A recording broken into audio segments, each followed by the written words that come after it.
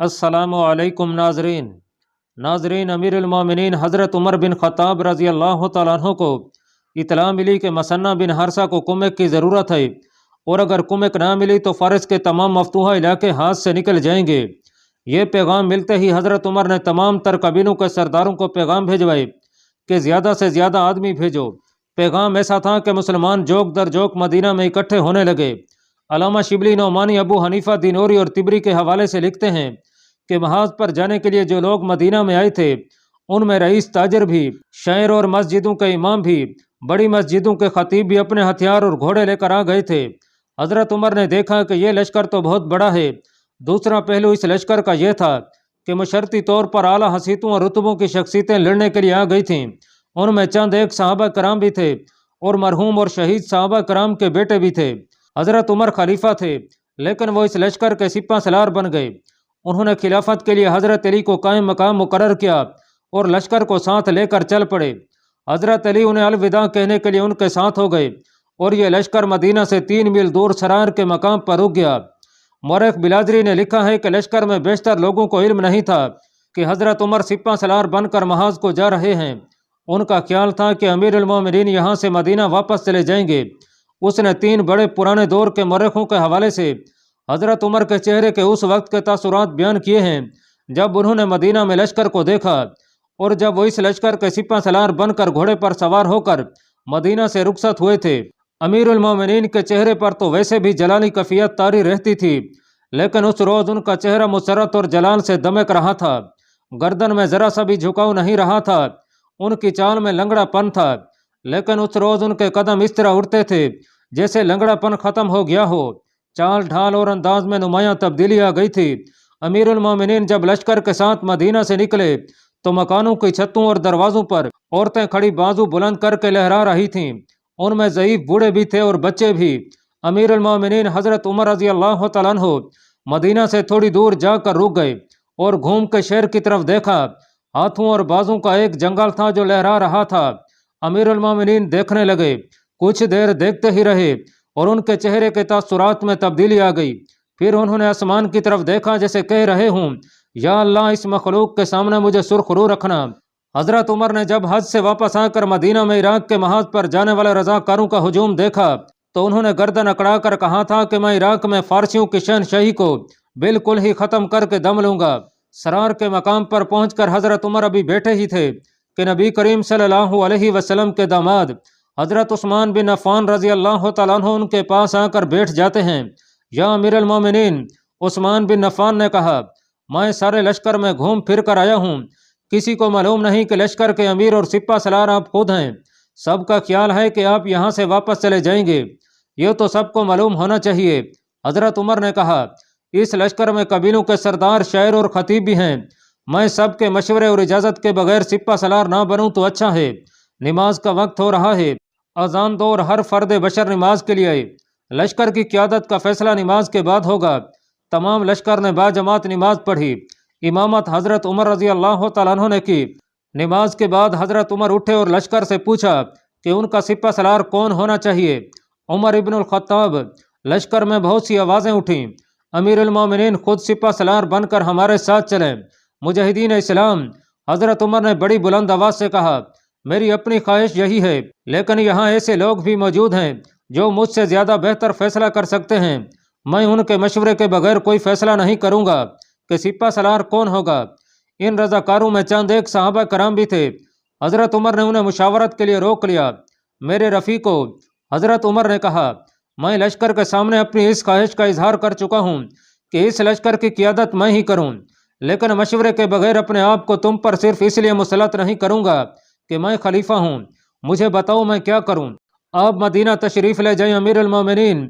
एक सहाबी Abdurrahman bin of रज़ी अल्लाह तआला अन्हु ने कहा, अब्दुर्रहमान इब्न औफ ने जो इस्तदलाल पेश किया वो तारीख़ में महफूज है। उन्होंने कहा कि मैदान जंग में हमारे लश्करों का फैसला खुदावंद ताला के हाथ में है और ये फैसले खुदा के ही हाथ में रहेंगे। फतह भी हो सकती है, शिकस्त भी। अगर इस लश्कर के सिपा सलार आप हुए और हमें शिकस्त हुई तो ये हजीमत नाकाबिल बर्दाश्त होगी। अगर आपके बगैर हम शिकस्त खा गए तो आप मदीना से मदद भी भेज सकेंगे। अगर आप सिपा सलार हुए और शहीद हो गए तो ना कोई ताबीर पढ़ने वाला रहेगा, نہ کوئی لا الہ الا اللہ کی شہادت دینے والا رہے گا۔ عبد الرحمن بن عوف نے بات مختصر کی تھی، لیکن وہ بہت کچھ کہہ گئے تھے۔ وہ کہنا یہ چاہتے تھے کہ حضرت عمر میں شخصیت کی جو عظمت، کردار کی بلندی، عزم کی پختگی اور انتظامی امور کی دیکھ بھال کی جو صلاحیت ہے، وہ کسی اور میں کم ہی نظر آتی ہے۔ حضرت عمر کے خیالات انقلابی تھے۔ عبد الرحمن بن عوف کی دلیل کو صحابہ کرام جو وہاں موجود تھے سمجھ گئے، اور سب نے ان کی تائید کی۔ میں تمہارے فیصلے کا پابند رہوں گا۔ حضرت عمر نے کہا، لیکن جس جنگ کے لیے ہم جا رہے ہیں وہ ان جنگوں سے بہت ہی زیادہ خوفناک ہوگی جو ہم نے آج تک لڑی ہیں۔ ابھی مختلف نام پیش ہو ہی رہے تھے کہ دور سے دوڑتے گھوڑے کے ٹانپ سنائی دیے۔ گھوڑا ادھر ہی آ رہا تھا۔ قریب آ کر گھوڑا رکا، سوار کود کر اترا اور دوڑ کر حضرت عمر کی محفل میں آیا۔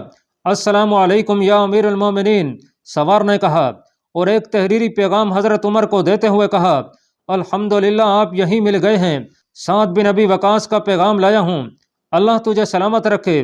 حضرت عمر نے کہا، تو بہت ہی تیز آیا ہے، بیٹھ جا۔ سعد کہاں ہے؟ نجد میں، سوار نے جواب دیا۔ حضرت عمر نے سعد بن ابی وقاص کا پیغام پڑھ کر سب کو سنایا۔ انہوں نے لکھا تھا، بسم اللہ الرحمن الرحیم، امیر المومنین عمر ابن خطاب کے نام 3000 آدمی بھیج چکا ہوں، جن میں اکثر تعداد سواروں کی ہے، یہ آپ کے ساتھ جا رہے ہیں۔ میں نے 1000 مزید سوار تیار کیے ہیں جو جانباز، عقل مند اور بہت ہی بہادر اور نڈر ہیں، ان کا انتظار کر کے آگے بڑھیں۔ سپہ سالار مل گئے۔ عبد الرحمن بن عوف نے بے تابی سے نعرہ لگایا، کون؟ حضرت عمر نے پوچھا۔ کچھار کا شیر۔ عبد الرحمن بن عوف نے کہا، سعد بن ابی وقاص۔ یہ تاریخی گفتگو جس کا ایک ایک لفظ تاریخ کے دامن میں محفوظ ہے۔ مورخ ابن خلقان نے لکھا ہے کہ حضرت عمر نے سعد بن ابی وقاص کا نام سنا تو سوچ میں پڑ گئے اور کچھ دیر خاموش رہے۔ خاموشی کی وجہ یہ تھی کہ سعد بن ابی وقاص کی شجاعت اور بے خوفی میں کسی کو شک نہ تھا، لیکن جہاں تک میدان جنگ میں جنگی تدبیروں اور قیادت کا تعلق تھا، حضرت عمر مطمئن نہیں تھے۔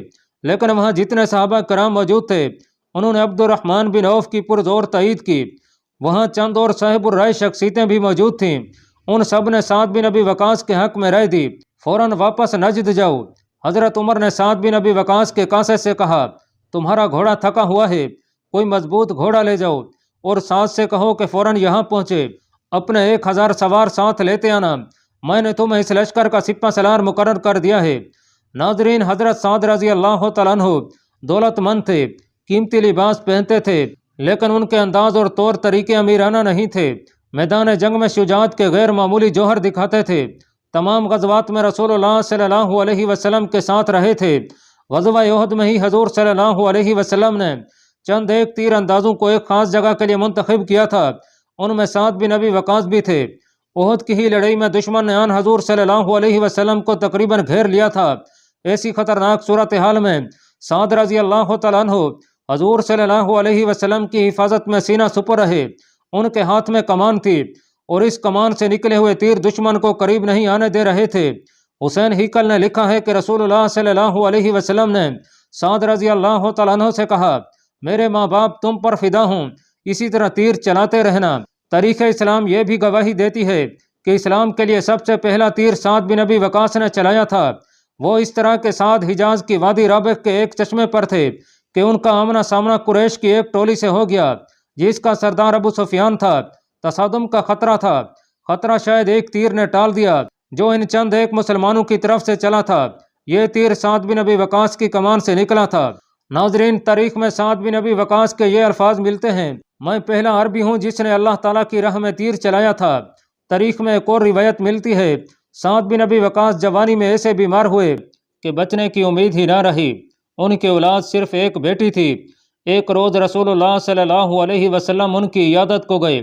یا رسول اللہ، سعد نے کہا، میرے پاس بہت دولت ہے، کیا میں وصیت کر دوں کہ میری دولت کے 3 حصوں میں سے ایک حصہ بیٹی کے لیے اور 2 حصے مسلمانوں کے لیے ہیں؟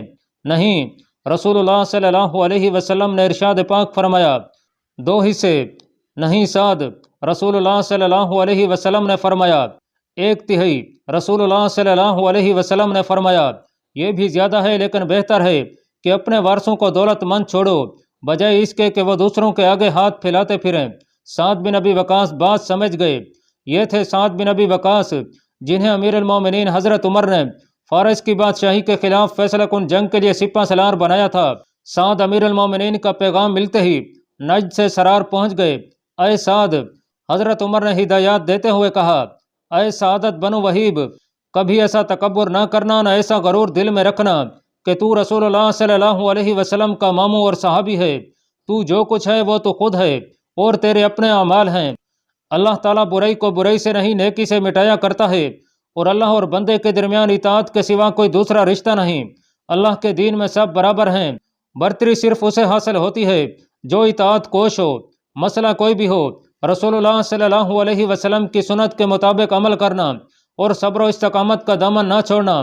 جہاں کہیں پڑاؤ کرو وہاں کے حالات اور اس جگہ کی تفصیل لکھنا، پیغام رسانی کا انتظام بہت تیز رکھنا، اور یہ نہ بھولنا کہ جس طرح ہم کہتے ہیں کہ سلطنت فارس کو ہمیشہ کے لیے ختم کر دیں گے، اسی طرح فارسی اسلام کو اور مسلمانوں کو ہمیشہ کے لیے ختم کرنے کا عہد کیے ہوئے ہیں، اور وہ بہت بڑی فوج تیار کر رہے ہیں۔ وہ انسانوں، گھوڑوں، ہاتھیوں اور ہتھیاروں کا ایسا طوفان ہوگا جس کے سامنے تمہارا لشکر خس و خشاک جیسا ہوگا۔ صبر و استقلال سے کام لینا۔ دشمن مکار اور فریب کار ہے، اور اس کی یہی فطرت اس کی شکست کا باعث بنے گی۔ تم احسان اور کرم نوازی سے پیش آنا۔ جو فارسی تمہاری قید میں آ جائیں ان پر رحم کرنا۔ فارسی متحد بھی ہو گئے تو گھبرانا نہیں، ان کے دل متحد نہیں ہوں گے۔ اگر تمہیں پیچھے ہٹنا پڑے تو عرب کی سرحد کے اندر آ جانا۔ فارسی ان ریتیلے ٹیلوں اور صحرا سے واقف نہیں، وہ بھٹک جائیں گے، پھر تم پلٹ کر ان پر حملہ کر سکتے ہو۔ ناظرین، ایسی کچھ ہدایات دے کر حضرت عمر اور حضرت علی رضی اللہ تعالیٰ عنہم نے اس لشکر کو، جس کی تعداد ان چند دنوں میں کچھ اور بڑھ گئی تھی، سعد بن ابی وقاص کی قیادت میں رخصت کیا۔ مورخ طبری نے لکھا ہے کہ اس لشکر میں 70 ایسے صحابہ کرام تھے جو غزوہ بدر میں لڑے تھے، تقریباً 300 ایسے بزرگ تھے جو فتح مکہ میں شریک تھے، اور 700 صحابہ کرام رضی اللہ تعالیٰ عنہم اجمعین کے بیٹے تھے۔ کیا لشکر تھا! بندہ و صاحب و محتاج و غنی ایک ہو گئے تھے۔ کسی کو اس لیے دوسروں پر برتری حاصل نہیں تھی کہ اس کا قبیلے میں اونچا مقام تھا، اور کسی کو اس لیے کمتر نہیں سمجھا جا رہا تھا کہ وہ مفلس ہے۔ سب کا درجہ ایک تھا، سب کی ذات ایک تھی۔ مسلمان، مجاہد، سب کا عزم ایک اور جذبہ ایک تھا، ان میں کوئی بھی اقتدار کا خواہاں نہ تھا۔ ناظرین، مدائن کے اندر اور باہر یہ عالم تھا جیسے یہ بہت بڑا فوجی کیمپ ہو۔ ہر جگہ فوج ہی فوج تھی۔ شہر میں گھوڑے دوڑ رہے تھے، نو اموزوں کو شاہ سوار بنایا جا رہا تھا، کہیں تیغ زنی کی مشق ہو رہی تھی، تحریری قلعے کی دیواروں پر نشان لگا کر تیر چلائے جا رہے تھے۔ فوجیوں کا شور و غل اتنا کہ کانوں پڑی آواز سنائی نہیں دیتی تھی۔ ایک میدان میں ہاتھیوں کو دوڑایا اور تھوڑے تھوڑے فاصلے پر دائیں بائیں اور پیچھے کو گھمایا پھرایا جا رہا تھا۔ یہ میدان جنگ کی حرکات اور بھاگ دوڑ کی مشق تھی، جسے دیکھ کر ہی اندازہ ہوتا تھا کہ کسی بہت بڑی جنگ کی تیاری ہو رہی ہے، اور فوج کی تعداد دیکھ کر معلوم ہوتا تھا جیسے دنیا کی کسی بہت ہی بڑی جنگی طاقت کے خلاف اتنی زیادہ فوج تیار کی جا رہی ہے۔ فوج کی تعداد دیکھ کر کہا جا سکتا تھا کہ یہ فوج جدھر یلغار کرے گی ادھر نہ کوئی بستی کھڑی رہے گی نہ کوئی پہاڑ، اور یہ فوج بڑے ہی تیز و تند طوفان کی طرح اپنے پیچھے کھنڈر اور لاشیں چھوڑ جائے گی۔ مسنہ شہید کے 2 جاسوس مدائن میں موجود تھے۔ فارس کا نیا بادشاہ یزدگرد گھوڑے پر سوار 8-10 گھڑ سوار محافظوں کے نرگے میں فوجی تیاریاں دیکھتا پھر رہا تھا۔ رستم اس کے ساتھ رہتا تھا، بلکہ یزدگرد کو رستم کی شجاعت اور جنگی قیادت پر بھروسہ تھا۔ رستم کی شجاعت اور جارحانہ قیادت کی مثالیں افسانے نہیں تھیں، یہ حقیقت تھی کہ رستم میدان جنگ کی ایک دہشت کا نام تھا۔ یہ دہشت رومیوں جیسی جنگجو قوم پر بھی طاری ہو چکی تھی۔ یزدگرد جو 21 سال کا نوجوان تھا، جوش و خروش سے پھٹا جا رہا تھا۔ اس کی ماں تھی جو اس کے لیے پریشان رہتی تھی۔ اس ماں کو اپنے وطن کی نسبت اپنے بیٹے سے زیادہ پیار تھا۔ سلطنت قائم رہتی ہے یا نہیں، وہ اپنے بیٹے کو زندہ و سلامت دیکھنا چاہتی تھی۔ اس بیٹے کو اس نے ایک گاؤں میں چھپا کر رکھا ہوا تھا۔ رستم، یزدگرد کی ماں نے رستم سے کہا تھا، تو جانتا ہے فارس کا تخت و تاج کتنے وارثوں کا خون پی چکا ہے۔ میرے دل میں ایسی کوئی خواہش نہیں کہ میرا بیٹا فارس کا بادشاہ رہے۔ جب کبھی تجھے شک ہو کہ تخت کا کوئی وارث میرے بیٹے کو قتل کرنا چاہتا ہے، مجھے بتا دینا، میں بیٹے کو یہاں سے لے جاؤں گی۔ رستم، میرے بیٹے کو کچھ ہو گیا تو زندہ تو بھی نہیں رہے گا۔ ان ہاتھوں سے تیرے جسم کی بوٹیاں نوچ ڈالوں گی۔ اور وہ ڈین شیرویں کی ماں زندہ ہے، وہ اپنے بیٹے کے قتل کا انتقام میرے بیٹے سے لے گی۔ نورین، رستم نے اسے یقین دلایا تھا، تمہارا بیٹا قتل نہیں ہوگا، اسے ہم نے خود بلایا ہے۔ نورین، اسے اپنے قریب آواز سنائی دی۔ اس نے دیکھا اور چونک کر کہا کہ ساران، اچھا ہوا تم آ گئے ہو، میرا دل گھبرا رہا تھا۔ وہ دیکھو، میرا بیٹا اپنی فوج کو دیکھ رہا ہے، یہ میری نظروں سے اوجھل ہوتا ہے تو میرے دل کو کچھ ہونے لگتا ہے۔ تمہارے دل کو کچھ نہیں ہونا چاہیے نورین، ساران نے کہا۔ اس کی سلامتی کی ذمہ داری میری ہے۔ ایک تو اس کے ساتھ اپنے محافظ ہیں، 2 محافظ میں نے اس کے ساتھ لگائے ہوئے ہیں جو کسی کو نظر نہیں آتے، نظر آئیں بھی تو انہیں کوئی نہیں جانتا۔ کیا مجھے رستم پر اعتبار کرنا چاہیے؟ نورین نے پوچھا۔ ہاں، ساران نے جواب دیا، تمہیں رستم پر اعتبار کرنا چاہیے۔ یزدگرد کو بھی اس پر اعتبار ہے۔ جس رستم پر یزدگرد اور ساران کو اعتبار تھا وہ ایک روز مدین سے تھوڑی ہی دور ایک بستی میں ذرا الگ تھلگ ایک مکان کے اندر بیٹھا تھا۔ باہر تو یہ مکان عام سا اور کسی عام سے آدمی کا لگتا تھا، لیکن کمروں کے اندر جا کر پتہ چلتا تھا کہ یہ کسی رئیس کا مکان ہے۔ یہاں کوئی رئیس نہیں بلکہ یہاں شیری رہتی تھی جو خسرو پرویز کی چہیتی ملکہ تھی۔ فارس کی قسمت اس ملکہ کے ہاتھ میں تھی، جرنیل اس کے آگے جھکے رہتے تھے۔ یہ بات اب پرانی ہو گئی تھی۔ شیری اس مکان میں چوری چھپے نہیں رہتی تھی، سب جانتے تھے کہ یہ شیری ہے جس کے اشارے پر سر قلم ہو جایا کرتے تھے۔ پوران سلطنت فارس کو تباہی و بربادی سے بچانے کے لیے تخت نشین ہوئی تو خسرو پرویز کی تمام بیویاں اور داشتائیں مدائن سے نکل گئیں اور مختلف بستیوں میں جا آباد ہوئیں۔ شیریں زیادہ دور نہیں گئی تھی، مدائن کے قریب ہی ایک گاؤں میں آباد ہو گئی تھی۔ ایک روز جب مسلمانوں کا لشکر سعد بن ابی وقاص کی قیادت میں مدائن کی طرف جا رہا تھا اور مدائن میں ایک بہت بڑی فوج تیار ہو رہی تھی، رستم شیریں کے گھر بیٹھا تھا۔ وہ بادشاہ قسم کا عیاش تھا، جہاں چاہتا اور جس وقت چاہتا تھا جا سکتا تھا۔ شیریں کے پاس وہ پہلی بار نہیں آیا تھا۔ شیریں بڑھاپے میں تو کبھی کی داخل ہو چکی تھی، لیکن جوانی کے انداز ابھی باقی تھے، اور یہ انداز اس عیاری کے آئینہ دار تھے جن سے اس کی فطرت بنی تھی۔ کیا سوچ کر آئے ہو رستم؟ شیریں نے رستم سے پوچھا۔ تم نے کہا تھا کہ اب آؤ گے تو اپنا فیصلہ سناؤ گے۔ میں نے اپنے بیٹے کا انتقام لینا ہے، اس کے لیے اگر فارس کی شہنشاہی ختم ہو جاتی ہے تو ہو جائے، حالات تمہارے سامنے ہیں۔ رستم نے کہا، تم بھی دیکھ رہی ہو ان حالات میں تمہارا مقصد پورا نہیں ہو سکتا۔ یزدگرد کو میں نے تخت پر نہیں بٹھایا، اسے سرکردہ لوگ لائے ہیں۔ تم دیکھ رہی ہو کہ مدائن میں کس طرح فوج تیار ہو رہی ہے اور کس طرح لوگ دوڑ دوڑ کر آ رہے ہیں اور فوج میں شامل ہوتے جا رہے ہیں۔ یہ بھی تم جانتی ہو کہ لوگوں نے بغاوت کر کے مسلمانوں سے اپنے علاقے واپس لے لیے ہیں۔ یوں سمجھ لو کہ اس وقت فارس کی بادشاہی لوگوں کے ہاتھوں میں ہے۔ یہ حالات جلدی بدل جائیں گے، پھر جو کہو گی وہی کر دوں گا۔ میرے قریب آؤ رستم، شیریں نے رازدانہ لہجے میں کہا، اور جب رستم سرک کر اس کے قریب ہو گیا تو اس نے کہا کہ مجھے تمہاری ضرورت ہے اور میں اپنی یہ ضرورت کرنے کا معاوضہ دوں گی۔ ایک راز ہے جو تمہیں بتانا چاہتی ہوں۔ میں نے اچھا خاصا خزانہ ایک جگہ چھپا رکھا ہے، اس کے لیے مجھے ایک مرد کی ضرورت ہے۔ میں اکیلی عورت کیا کر سکتی ہوں، وہ مرد تم ہی ہو سکتے ہو۔ تم جانتے ہو مجھے تم پر پورا پورا اعتماد ہے، کیا کرو گی اس خزانے کو؟ رستم نے پوچھا۔ تمہارے اور میرے کام آئے گا۔ کیا تم کوشش کر سکتے ہو کہ مسلمانوں کے خلاف جنگ ٹلتی رہے؟ شیریں نے پوچھا۔ کر سکتا ہوں، رستم نے کہا۔ تو کرو، شیریں نے کہا، جنگ کو ٹالنے کی کوشش کرو۔ میں تمہیں صاف بتا دیتی ہوں، میں نے اس ملک کی ملکہ بننا ہے۔ تم جانتے ہو کہ میری بادشاہی میں تمہارا رتبہ کیا ہوگا۔ اگر مدائن پر مسلمانوں کا قبضہ ہو گیا تو تمہارا کام یہ ہوگا کہ مجھ تک پہنچو۔ تمہارے ساتھ چند ایک غلام ہونے چاہیے جو اس جگہ کی کھدائی کریں گے۔ کیا ان لوگوں کی طرف سے تمہیں کوئی خطرہ نہیں جن سے تم نے خزانہ دفن کرایا تھا؟ رستم نے پوچھا۔ نہیں، شیریں نے جواب دیا، کوئی خطرہ نہیں۔ وہ 6 آدمی تھے، خزانہ دفن کرنے کے بعد ایک بھی زندہ نہیں رہا۔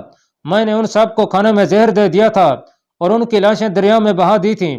رستم، جنگ ہوئی تو تم زندہ رہنے کی کوشش کرنا۔ میں نے یہ خزانہ کسریٰ پرویز کی زندگی میں ہی جمع کرنا شروع کر دیا تھا۔ رستم نے شیریں سے وعدہ کیا کہ وہ خود میدان جنگ میں جانے سے گریز کرے گا اور حالات جیسے بھی ہوئے وہ شیریں تک پہنچے گا۔ ناظرین، سعد بن ابی وقاص اپنے لشکر کے ساتھ ایک مقام پر پہنچے جس کا نام شراف تھا اور وہاں خیمہ زن ہو گئے۔ اسی شام ذی وقار سے ایک قاصد شراف پہنچا، وہ مثنہ بن حرثہ کی شہادت کا پیغام لیے مدینہ جا رہا تھا۔ حضرت سعد نے جب مثنہ کی شہادت کی خبر سنی تو ان پر سناٹا طاری ہو گیا۔ مثنہ کی سب سے زیادہ ضرورت تو اب تھی۔ حضرت عمر نے سعد سے کہا تھا کہ وہ جہاں کہیں بھی پڑاؤ کریں وہاں کا محل وقوع وغیرہ تفصیل سے لکھیں۔ تاریخ کے مطابق حضرت عمر کے الفاظ یہ تھے، اپنے تمام احوال و قوائف مجھے تفصیل سے لکھنا، اور یہ بھی لکھنا کہ تم دشمن سے کتنی دور ہو۔ تمہارا خط اتنی زیادہ تفصیلات کا حامل ہونا چاہیے جیسے میں تمہیں دیکھ رہا ہوں۔ حضرت سعد کو شراف کے مقام پر زیادہ عرصہ رکنا پڑا کیونکہ ابھی تک اکے دکے لوگ لشکر میں شامل ہونے کے لیے آ رہے تھے۔ شام سے ہاشم بن عتبہ کی زیر کمان 8,000 رضاکاروں کا لشکر آ گیا۔ شراف کے پڑاؤ کو طول دینے کی ایک وجہ یہ بھی تھی کہ یہاں سے اس لشکر کی ترتیب اور تنظیم کا فیصلہ کر کے آگے بڑھنا تھا۔ حضرت عمر تک ایک پیغام سعد بن ابی وقاص کا پہنچا، جس میں انہوں نے تمام تر احوال کو وائف لکھ کر درخواست کی تھی کہ امیر المومنین لشکر کی تنظیم لکھ کر بھیجیں اور ہر حصے کا سالار بھی مقرر کر دیں۔ حضرت عمر نے فوراً لشکر کی تنظیم اور ہر حصے کی کمان لکھ دی۔ یہ تفصیل تاریخ میں موجود ہے۔ یہ اس طرح تھی: ہراول کا سالار زہرہ بن عبداللہ بن قتادہ کو مقرر کیا گیا۔ یہ زمانہ جاہلیت میں بحرین کے بادشاہ تھے۔ رسول اللہ صلی اللہ علیہ وسلم کے حضور خود حاضر ہوئے اور اپنی ساری رعایا کے ساتھ اسلام قبول کیا تھا۔ لشکر کے میمنہ کی سلاری عبداللہ بن معتصم کو دی گئی۔ یہ صحابی تھے۔ میسرہ ایک جوان سال مجاہد شرجیل بن سمت کو دیا گیا۔ انہوں نے ارتداد کی جنگ میں شجاعت اور قیادت میں شہرت حاصل کی تھی۔ ساکا کا حصہ عاصم بن عمر تمیمی کے زیر کمان رکھا گیا۔ تلی کے کمانڈر اسود بن مالک، مجرد کے سلمان بن ربیعۃ البہلی، پیادہ فوج کے جمال بن مالک ازدی اور شتر سوار دستے کے کمانڈر عبداللہ بن ذیلسمین مقرر کیے گئے۔ قاضی عبداللہ بن ربیعۃ البہلی تھے اور خزانچی کے فرائض بھی انہی کے سپرد تھے۔ رسد کی فراہمی اور تقسیم کے انچارج مشہور و معروف صحابی سلمان فارسی رضی اللہ تعالیٰ عنہ تھے۔ فارس کے رہنے والے تھے۔ جنگ خندق میں خندق کا تصور انہوں نے ہی دیا تھا اور خندق کھدوائی تھی۔ عربوں اور فارسیوں کے درمیان ترجمانی کے فرائض ہلال ہجری کو دیے گئے اور منشی زیاد بن ابی سفیان کو مقرر کیا گیا۔ لشکر کے ساتھ طبیب بھی تھے، لیکن ان کی تعداد نہیں لکھی گئی، نہ ان کے نام کسی تاریخ میں ملتے ہیں۔ اس ترتیب سے آگے بڑھو اور تمہاری منزل قادسیہ ہوگی۔ وہاں تمہارے سامنے عجم کی زمین اور پیٹھ پیچھے عرب کے پہاڑ ہوں گے۔ اگر دشمن کے دباؤ سے کہیں پیچھے ہٹنا پڑا تو ان پہاڑوں کے اندر آ جانا۔ قادسیہ پہنچ کر مجھے وہاں کے حالات تفصیل سے لکھنا۔ قادسیہ فارس کا دروازہ ہے۔ سعد بن ابی وقاص نے پیغام ملتے ہی لشکر کو اس کے مطابق تقسیم کر کے ہر حصے کا کمانڈر مقرر کر دیا۔ شراف سے زیادہ سعد کو مکمل بلکہ ضرورت سے زیادہ احتیاط سے کوچ کرنا تھا۔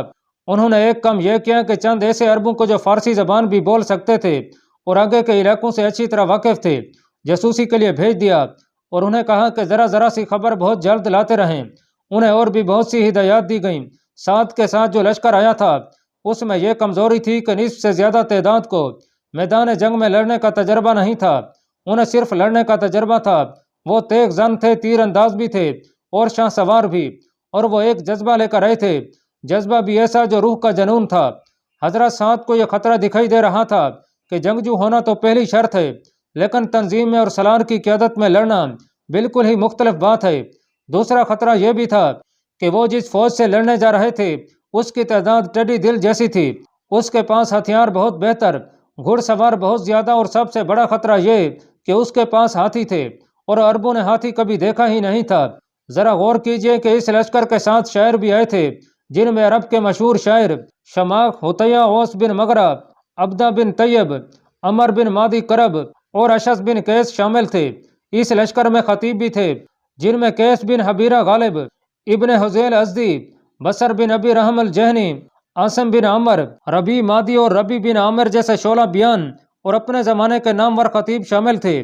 گو اس وقت کے شاعر آج کل کے شاعروں جیسے نہیں تھے، جن کی زندگی کا مقصد صرف مشاعرے پڑھنا اور داد وصول کرنا ہے، اور اس وقت کے امام اور خطیب بھی آج کے اماموں اور خطیبوں جیسے نہیں تھے، جنہوں نے قوم کو فرقوں میں تقسیم کر کے ایک ایک مسجد پر قبضہ کر رکھا ہے۔ لیکن وہ بہرحال شاعر اور خطیب تھے، تیغ زن اور شاہ سوار بھی تھے، لیکن ان کی روزمرہ زندگی کے معمولات کچھ اور تھے۔ حضرت سعد نے انہیں سپاہی سمجھ کر لڑانا تھا۔ آگے چل کر دیکھتے ہیں کہ میدان جنگ میں انہوں نے کیا رول ادا کیا۔ یہاں اتنا ہی بتا دینا کافی ہے کہ لڑائی شروع ہونے سے پہلے ان شاعروں اور خطیبوں کی شعلہ بیانی نے مجاہدین کو آگ کے بگولے بنا دیا تھا۔ اللہ پاک کمی بیشی معاف فرمائے۔ اللہ آپ کا حامی و ناصر ہو، آمین۔